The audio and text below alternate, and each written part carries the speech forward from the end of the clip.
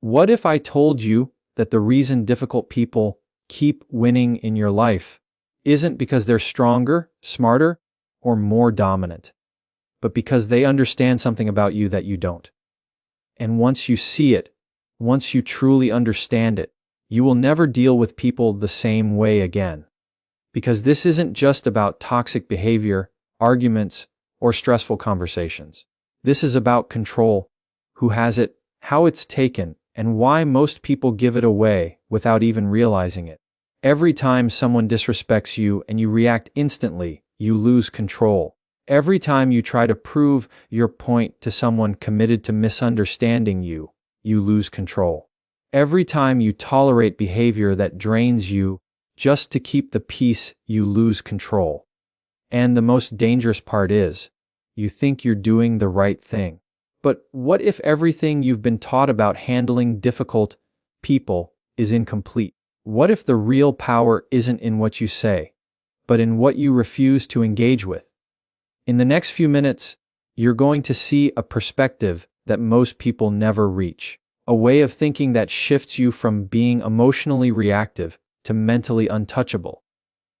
And once you understand it, you won't just deal with difficult people. You'll outgrow their influence completely. So don't watch this casually. Pay attention, because by the end of this video, you're going to recognize patterns you've been missing your entire life. And more importantly, you'll finally know how to break them. Most people believe strength is about what you say in the moment. They think power shows up in sharp comebacks, quick defenses, and having the last word.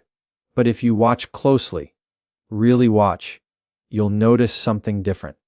The people who carry real control in difficult situations are not the ones reacting the fastest. They are the ones who can pause, because reaction is instinct. Control is a decision.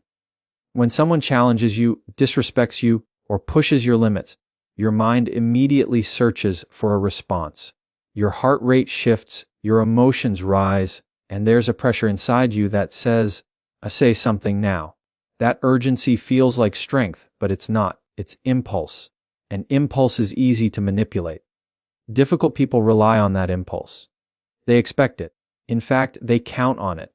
Because the moment you react without thinking, you hand them control over the situation.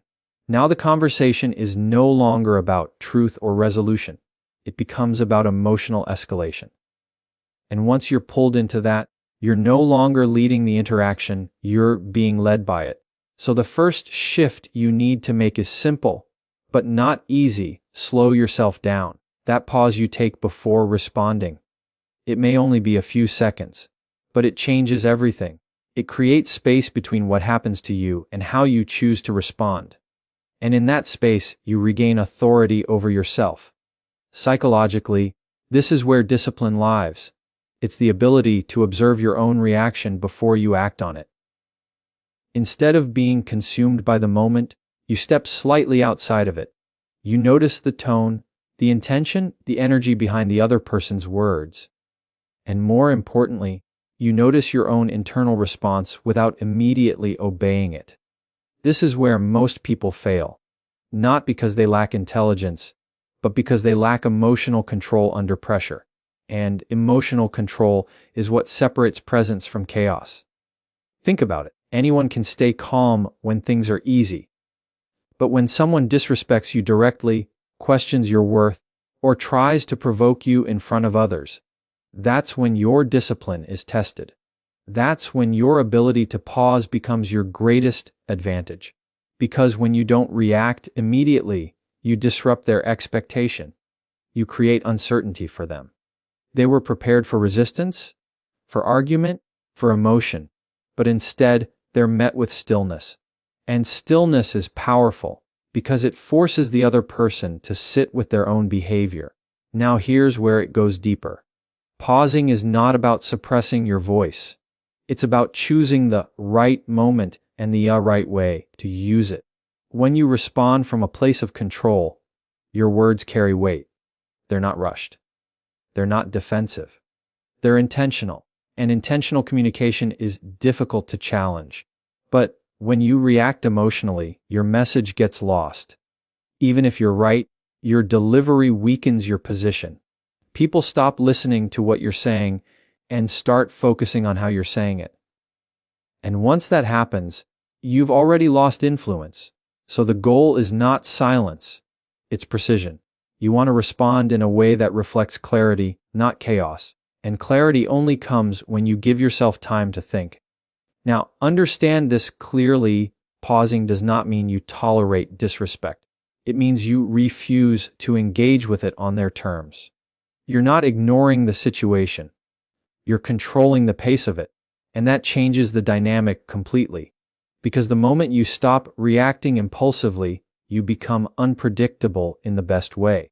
You're no longer easy to provoke. You're no longer easy to manipulate. And that alone shifts how people approach you. They may not even realize it consciously, but they feel it. They feel that you're not someone who can be pulled into unnecessary conflict. They feel that your responses are measured, not emotional. And over time, that builds a kind of respect that no argument ever could. But this level of control requires practice. It requires awareness. And most importantly, it requires you to let go of the need to immediately prove yourself. Because that need, that urgency to defend, to explain, to win in the moment, is exactly what difficult people use against you. So the next time you feel that pressure rising, don't rush to respond. Let the moment breathe. Let your thoughts settle.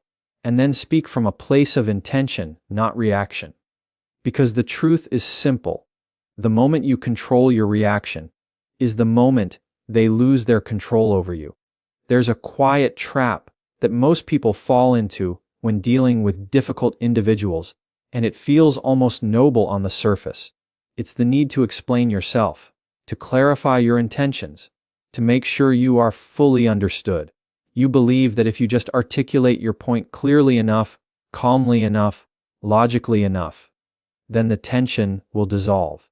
But here's the uncomfortable truth. Not everyone is listening to understand you. Some are listening to position themselves against you.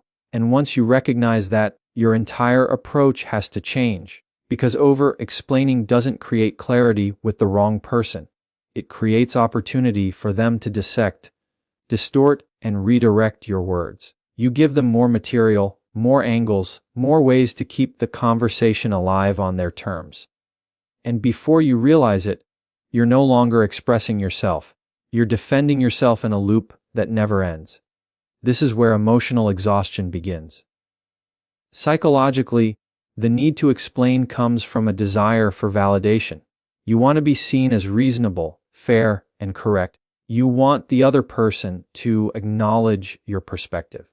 But when you're dealing with someone who is committed to misunderstanding you, that validation will never come. Not because your message is unclear, but because their intention is not aligned with truth. It's aligned with control. So the question is no longer, how do I make them understand me? The better question becomes, why am I trying to be understood by someone who has no intention of understanding? That shift alone will save you energy, time, and peace of mind. Because once you accept that not every conversation deserves your full explanation, you begin to communicate differently. You become more selective, more precise. You stop filling silence out of discomfort, and you start using it as a tool. Silence, in these moments, is not avoidance. It's discipline. It's the decision to not engage in a conversation that has no productive outcome. It's the awareness that your words have value, and not everyone has earned access to them.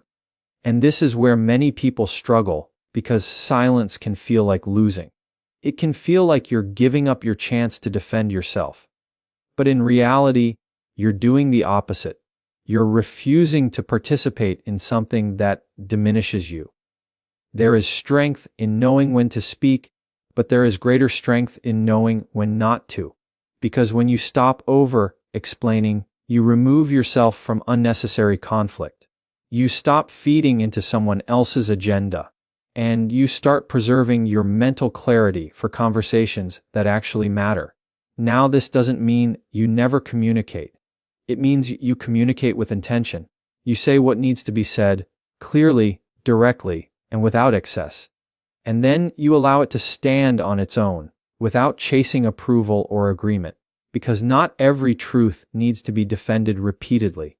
Some truths simply need to be stated